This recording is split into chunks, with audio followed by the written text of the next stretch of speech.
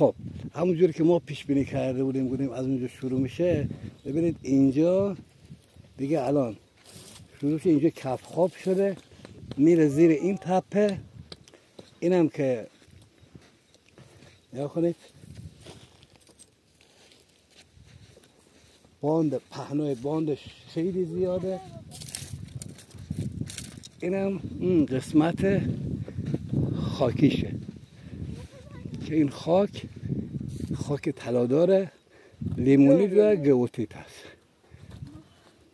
این درش بسته شده است، این باید درش باز شه و ببینید باندش پهناش بالاست. این همینجور میره تا اون جلو، بعد اون قسمت باید دوباره یک رگه سواکار باشه که باز به اون قسمت میره. از اینجا که شروع میشه میاد به پایین تا اینجا تموم میشه. باز یه رگه دیگه نگاه کنید، تقریبا 100 متر جلوتر یه رگه دیگه است.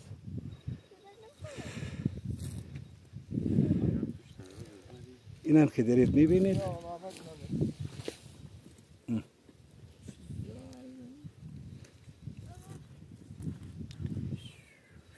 فعلا با عزتون تا کلیپ بعدی.